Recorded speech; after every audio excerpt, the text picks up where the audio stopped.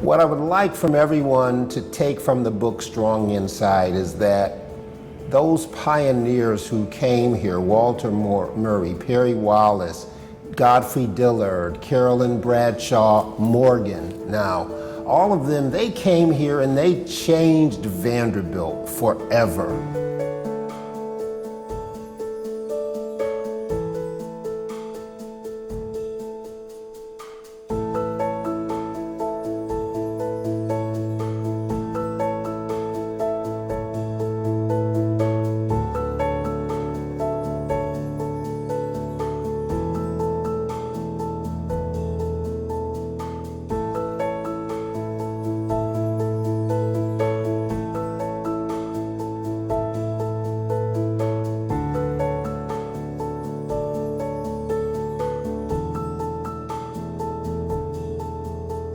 So let's set the stage. White students then voted against desegregation about a year and a half before these African American students came on campus. So what I'm saying is that they were indeed pioneers. There were people who came to this campus at a time when they knew that in some cases they weren't wanted.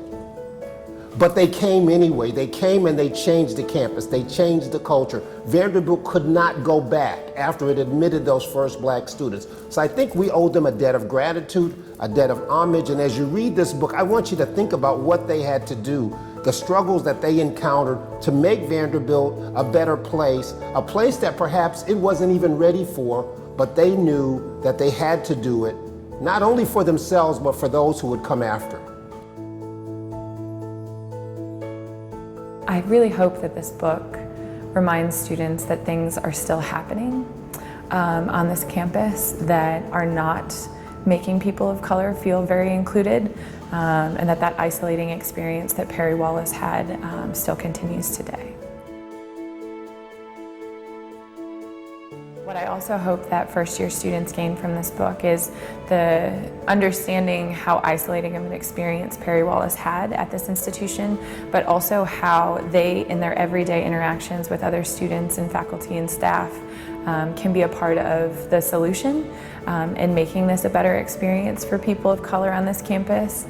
We talk a lot about allyship through the trainings that our office offers, and I think that's something that can be as simple as making eye contact and saying hello with someone as you pass by, or remembering the pronunciation of someone's name, or what country they call home, and those sorts of things. So I hope we kind of begin to think about those things in the everyday interactions that we can have to better improve the cultural experience for everyone on this campus.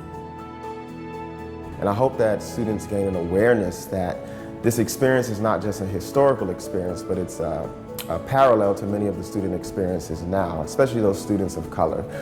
So I hope that our first-year students gain that reality. I hope that other students, first-year students who may have a similar experience of being rendered invisible can find some hope in the resiliency that Perry Wallace displayed throughout his time at Vanderbilt. And I also hope that they find, a call to action, something that will inspire them to want to dismantle the various systems that are in place in our communities, both globally and locally. So those are the things that I hope our first-year students gain from reading the book Strong Inside. As I was reading Strong Inside, I was struck by how so many things are still so similar, even in his description of the student body and in the general attitudes toward race relations and issues of the day.